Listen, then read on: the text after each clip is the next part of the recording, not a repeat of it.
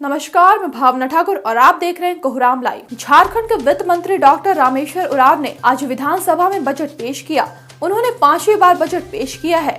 यह बजट 1,28,900 करोड़ का है। चंपई सरकार ने इस बजट में किसानों के लिए बड़े ऐलान किए हैं। अब किसानों की कर्ज माफी को 50,000 से बढ़ाकर 2 लाख कर दिया गया है। यह लाभ एनपीए खाता धारक किसानों को भी मिलेगा।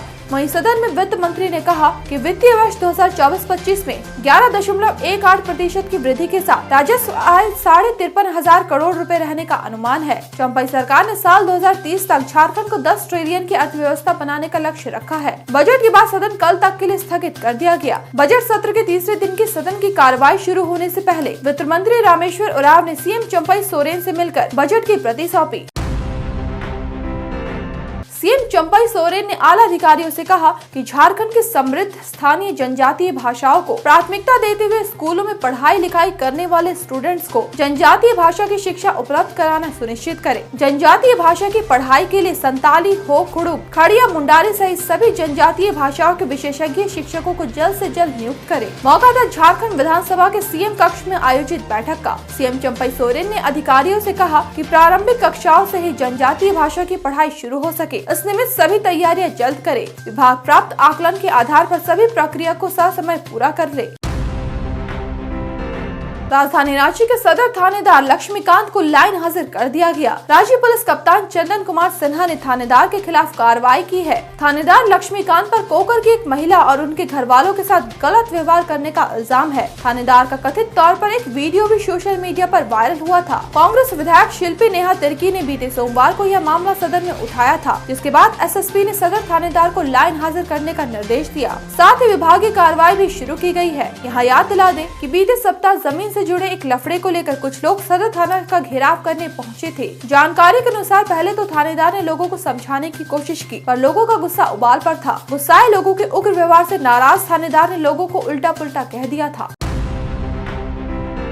लालगढ़ बिहार रेलवे स्टेशन पर बड़काकाना पटना पलामू एक्सप्रेस का ठहराव मंगलवार से शुरू हो गया है। करीब 4 साल बाद ठहराव फिर से होने के चलते 30 गांव के लोग खुशी से गदगद हैं। सांसद विष्णु दयाल राम ने सोमवार की रात करीब 1:30 बजे पलामू एक्सप्रेस को लालगढ़ बिहार रेलवे स्टेशन पर हरी झंडी दिखाकर रवाना किया। मौके पर सांसद ने कहा कि बड़काकाना पटना पलामू एक्सप्रेस ट्रेन के ठहराव के लिए लालगढ़ की जनता लगातार मांग कर रही थी। मंडल रेल प्रबंधक धनबाद, महाप्रबंधक हाजीपुर और रेलवे बोर्ड के चेयरमैन को चिट्ठी भी लिखी गई थी। रेल मंत्री अश्विनी वैष्णव से व्यक्तिगत रूप से मुलाकात कर मांग की गई थी। ठहराव होने से लगभग उस इलाके के 25 से 30 गांव की आबादी को सहूलियत होगी। सांसद ने इसके लिए पीएम मोदी और रेल मंत्री के प्रति आभार जताया है।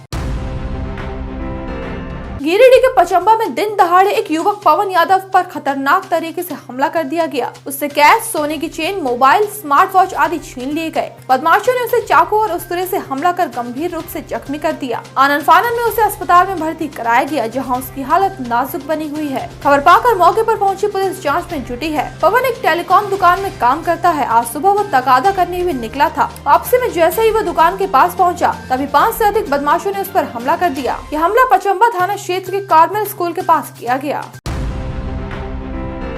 राजधानी रांची में दोपहर बाद से ही आसमान में घनघोर बादल छा गए, फिर झमाझम बारिश शुरू हो गई। मौसम विभाग ने आज झारखंड के कई हिस्सों में गर्जन के साथ बारिश का अलर्ट जारी किया था। वहीं हवा 30 से 40 किलोमीटर प्रति घंटे की रफ्तार से चलने की बात कही। मौसम विभाग ने आज राज्य के पश्चिमी, मध्य और दक्षिणी भाग में बारिश और ठनका को लेकर येलो अलर्ट जारी किया था। वहीं पूर्वानुमान के मुताबिक कल मौसम शुष्क रहेगा, कहीं कहीं बादल दिख सकते हैं। कल यानी 27 फरवरी से आगामी 1 मार्च तक मौसम का यही हाल रहने की आशंका है। 2 मार्च को राज्य के उत्तर पश्चिमी भाग में कहीं कहीं गरज के साथ मेघ बरस सकते हैं।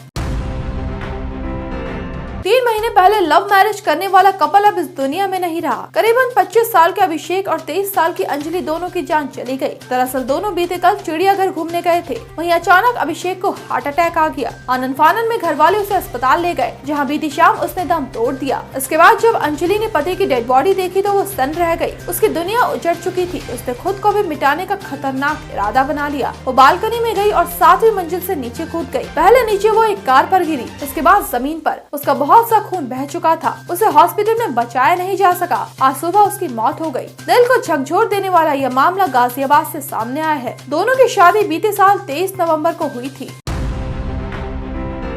पीएम मोदी आज केरल के तिरुवनंतपुरम पहुंचे, जहां उन्होंने इसरो के विक्रम साराभाई स्पेस सेंटर का जायजा लिया। पीएम ने इस सेंटर से ट्राइसोनिक विंड टनल प्रोजेक्ट की शुरुआत की। उन्होंने अंतरिक्ष में जाने वाले अंगद प्रताप, प्रशांत बालकृष्णन नायर, अजीत कृष्णन और शुभांशु शुक्ला के नामों का ऐलान किया। नाम की घोषणा करने के बाद पीएम ने कहा कि मैं चाहता हूं कि हर कोई हमारे अंतरिक्ष यात्रियों का खड़े होकर अभिनंदन करे। हम सभी आज एक ऐतिहासिक सफर के साक्षी बन रहे हैं। अब से कुछ देर पहले देश पहली बार अपने 4 गगन यात्रियों से परिचित हुआ है। ये सिर्फ 4 नाम और 4 इंसान नहीं है, ये 140 करोड़ एस्पिरेशंस को स्पेस में ले जाने वाली 4 शक्तियाँ हैं। 40 साल के बाद कोई भारतीय अंतरिक्ष में जाने वाला है, लेकिन इस बार टाइम भी हमारा है, काउंटडाउन भी हमारा है और रॉकेट भी हमारा है। ऐसे ही दिन भर की बड़ी खबरों के लिए जुड़े रहिए कोहरामलाइव.com के साथ।